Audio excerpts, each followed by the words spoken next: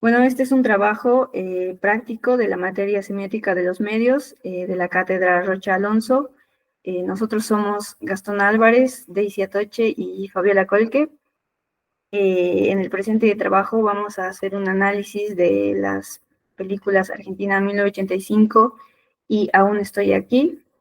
Vamos a hacer un trabajo de análisis principalmente enfocándonos en las condiciones de producción que tienen que ver con los discursos previos de la obra y las condiciones de reconocimiento que tienen que ver con las repercusiones de las mismas.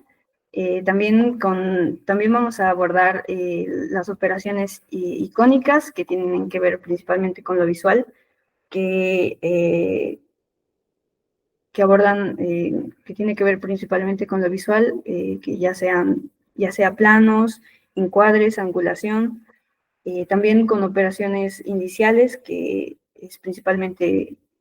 tiene que ver principalmente con lo técnico, ya sea movimientos de cámara, el empleo de sonidos o ruidos, y por último lo simbólico, que tiene que ver con el uso de la palabra y de convenciones. Como hipótesis tenemos que ambos films, Argentina 1985 y Aún estoy aquí, construyen una representación de la dictadura cívico-militar con una clara intención didáctica, orientada a la transmisión de memoria histórica y a la formación de una conciencia crítica hacia en las nuevas generaciones. Como contexto de las dos películas que analizamos, Argentina 1985 es una película de 2022 dirigida por Santiago Mitre. Santiago Mitre también participa en el guión con Mariano Ginás, que es de origen argentina, y es una coproducción entre Amazon Studios, La Unión de los Ríos, Kenia Films y el Inca, y pertenece al género del drama histórico judicial. Mientras que la película Aún estoy aquí, es del año 2024, dirigida por Walter Salles, quien también participa en el guión con Daniela Thomas, es de origen brasilero, es una producción de videofilmes con apoyo del Instituto Moreira Salles del director, y pertenece al género del drama histórico o de la biopic.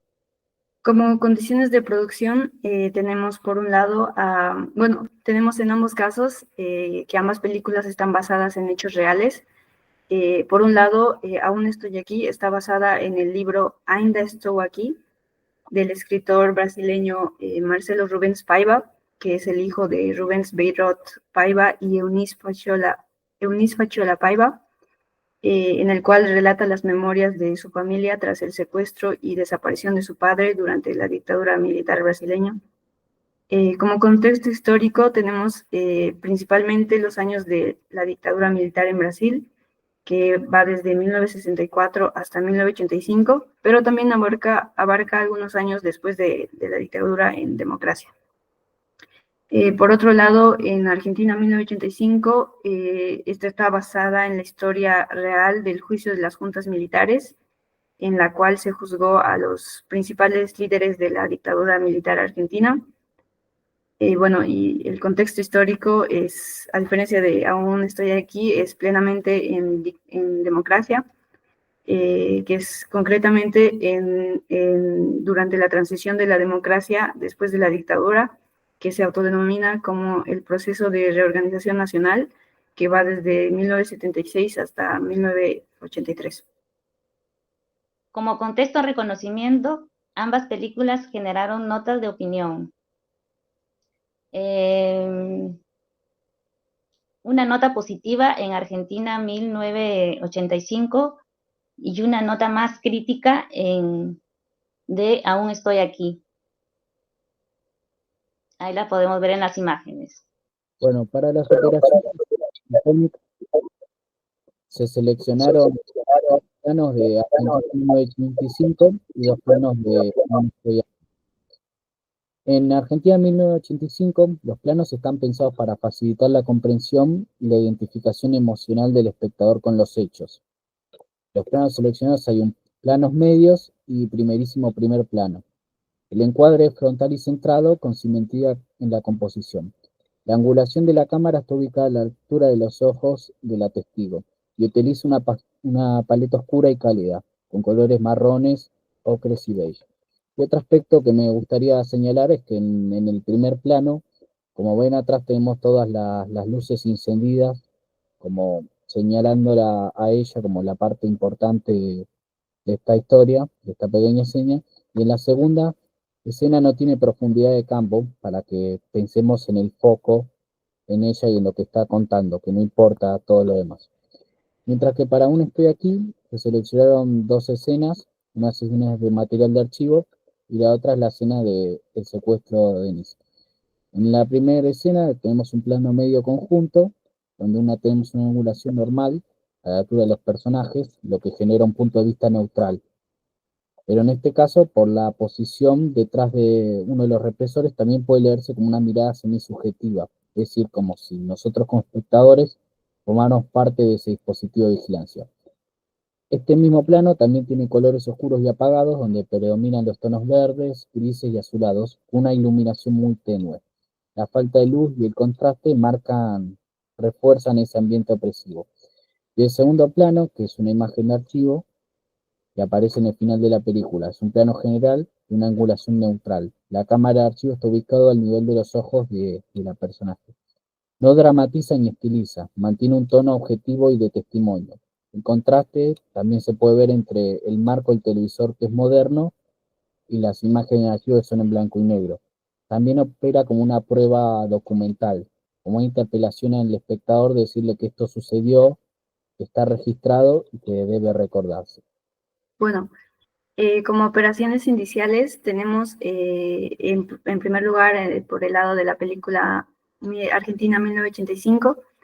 En la primera escena observamos el movimiento y posicionamiento de la cámara, la cual nos incita a observar el amplio número de personas que se encuentran relatando sus testimonios a los abogados en una sala, en la cual destaca,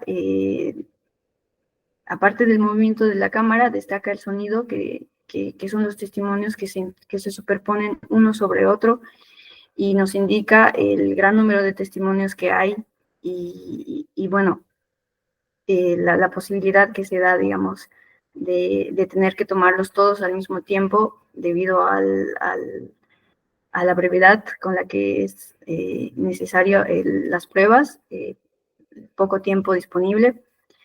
Es un aspecto, se da un aspecto interesante también en esta escena, que es en el intercambio de escenas. El paso del tiempo está acompañado de música y los personajes se mueven entre escenas, haciendo que el movimiento sea ligero y no se note tanto. Y bueno, como en la segunda escena tenemos la explosión de este auto, que es un atentado en el que se da un indicio del agravamiento de las amenazas tras el avance favorable del juicio.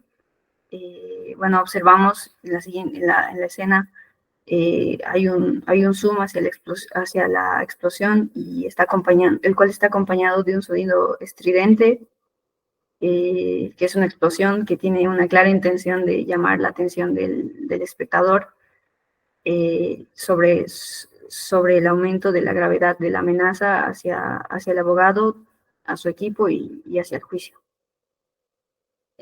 Por otro lado, Aún estoy aquí, tenemos como índice del paso del tiempo las líneas que dibuja en la pared Eunice, las cuales le van a ayudar a saber la cantidad de días que lleva encerrada, ya que debido a la poca iluminación del cuarto, el encierro y la repetición de su rutina y los ruidos desagradables, ha perdido la noción del tiempo. Y bueno, esto está acompañado de un acercamiento de la cámara con un zoom hacia el personaje de Eunice, mostrándonos un momento de calma que se da en el momento en el que escucha cantar a otro preso la canción, en concreto la canción Agoniza más no more, que se traduce en español a Agoniza pero no muere, que es una canción que habla sobre la resistencia y la lucha por la supervivencia. Y bueno, en este contexto también sobre la esperanza, abarca como el aspecto de la esperanza en tiempos de adversidad y de represión. Y bueno, en la segunda escena observamos a Eunice avanzada, ya avanzada de edad. Observamos un acercamiento, un zoom de la cámara a su personaje. Y bueno, de fondo se está reproduciendo un documental que habla sobre la dictadura militar. Y mientras durante toda la escena Eunice está perdida y no dialoga palabra con ninguna persona, en este momento observamos cómo ella levanta la mirada y mira directamente hacia la cámara cuando escucha el nombre de su marido y ve su rostro en la televisión. Y bueno, aquí me gustaría remitir una frase que menciona el personaje poco antes, en el momento en el que le devuelven al fin la carta de defunción de su marido, de Rubens, que dice, la desaparición forzada es uno de los actos más crueles porque se mata a una persona y se condena a todas las demás a una tortura psicológica eterna, que remite a nuestro personaje que hasta el final de sus días recuerda lo sucedido. En las imágenes podemos ver una escena final de los créditos en Argentina 1985 y una de las fotos que se toma la familia Rubén en Aún estoy aquí. Respecto a las convenciones de género a las que responden las dos películas, Argentina 1985 pertenece al género de drama judicial. Las convenciones de dicho género que podemos ver son la reconstrucción de hechos reales, la parte acusada y su defensa, la búsqueda de información y su investigación, y la parte del juicio que suele cerrar las películas. En Aún estoy aquí es un drama familiar histórico. Las convenciones del drama histórico son la representación de la época, música, ropa, etc. y el material de archivo también. Ambos films abordan hechos históricos relacionados con dictaduras militares en América Latina. En Argentina 1985 cuenta la historia del fiscal Julio Estracera y su equipo jurídico que acusaron y juzgaron a la dictadura militar argentina. Por otro lado, en Aún estoy aquí retrata la historia de la familia Paiva, cuya lucha por la verdad comienza después del secuestro y desaparición del padre durante la dictadura militar. Ambas historias destacan la lucha por la justicia, la verdad en momentos de gran adversidad, sufrimiento. En cuanto a los personajes principales de ambas películas, vemos que ambos comparten similitudes en su determinación y priorización de la familia. Vemos que en Aún estoy aquí, Eunice Paiva es una mujer valiente que busca justicia para su marido desaparecido, mientras que Julio Estracera en Argentina 1985 se entrega por completo a su caso contra la dictadura militar después de recibir el apoyo de su familia y amigos. Vemos que tanto Eunice como Julio demuestran una gran fortaleza y determinación en su lucha por la justicia. Las películas presentan lugares con un fuerte impacto emocional. Vemos que en Argentina 1985 se destaca la sala de juicio, símbolo de la lucha por la justicia, de democracia. En cambio, en Aún estoy aquí vemos un contraste, mostrando los centros clandestinos de detención, lugares oscuros y sombríos donde se cometieron atrocidades durante la dictadura militar. Con respecto al contrato de lectura que se establece con el espectador, como plantea Verón, en Argentina 1985 es para educarlo, transmitirle conocimiento objetivo y que al mismo tiempo le interese lo que se cuente, que se pueda identificar. Por eso hay lenguaje accesible, hay escenas explicativas, personajes jóvenes con las que puede identificarse, un tono comedia. En cuanto en Aún estoy aquí, el contrato de lectura que se establece con el espectador es invitarlo, compartir la experiencia de la familia, más que sacar una conclusión de lo sucedido. En cuanto a los componentes, en Argentina 1985 tenemos el componente didáctico, el cual se encuentra en los diálogos entre los fiscales, los cuales le explican al espectador el marco legal, el sentido del juicio y, bueno, las dificultades que conlleva el proceso. Tenemos, por ejemplo, el momento en el que Estracera o su equipo aclaran cómo se construye la acusación y qué implica juzgar a las juntas militares. Por otro lado, en Aún estoy aquí, sobresale el componente prescriptivo en la narrativa de Eunice, la cual toma acción sobre lo sucedido y en un primer momento se enfoca más en su papel de madre por sobre su papel de esposa. Tenemos, por ejemplo, el momento en el que decide vender la casa donde tenían planeado construir la casa de sus sueños junto a Rubens. En cuanto a la representación de la juventud militante, en Aún estoy aquí, observamos a Vero Capaiva, que es la hija de Rubens, la cual pretende estudiar sociología y se interesa por lo político y por lo social junto a sus amigos, más sin embargo en la película no se da mayor enfoque al respecto y pasa a segundo plano. Lo contrario de la película Argentina 1985, que la juventud militante cobra un papel más importante. Los denominados los pibes de Estracera son un equipo de abogados y estudiantes de derecho que trabajaron junto a Estracera durante el juicio de las militares. Y este equipo estaba compuesto principalmente entre jóvenes de entre 20 y 30 años y fue fundamental para la investigación y preparación del caso que llevó a la condena a los principales líderes de la dictadura militar argentina. Retomando el texto, la palabra adversativa de Liceo Verón, vamos a pensar en los posibles contradestinatarios que generan las dos películas. En el caso de Argentina 1985, un contradestinatario posible puede ser todo aquel cómplice civil o que le resulte indiferente lo que realizó la última dictadura militar, como también los abiertamente defensores del proceso. En Aún estoy aquí, no hay un contradestinatario tan claro como en Argentina 85, pero podemos pensar en una de las escenas, hacia el final de la película, en la escena en que la entrevistan a Eunice cuando se entrega la carta de función de Rubens. Le preguntan a Eunice sobre la necesidad del actual gobierno de enfocarse más en el futuro que en seguir retomando el pasado con la dictadura militar. Entonces, Aún estoy aquí, puede llegar a tener como posible contradestinatario a todo aquel que no le interese retomar la historia y las huellas de esa historia, que es las que Eunice persigue durante toda la película. Todas las conclusiones que podemos sacar del trabajo, podemos concluir que ambas películas configuran un discurso didáctico sobre la dictadura, pero que cada película propone una forma diferente de representar el pasado.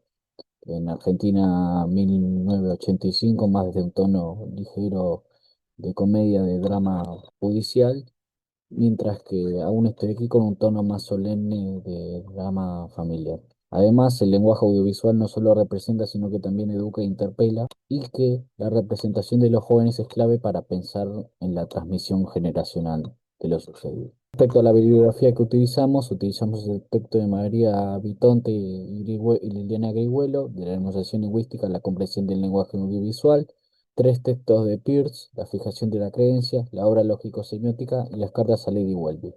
Un texto de Rocha Alonso, del indicial, lo icónico y lo simbólico en las manifestaciones del sentido, y dos textos de Eliseo Verón, La palabra adversativa y semiosis de lo ideológico y del poder.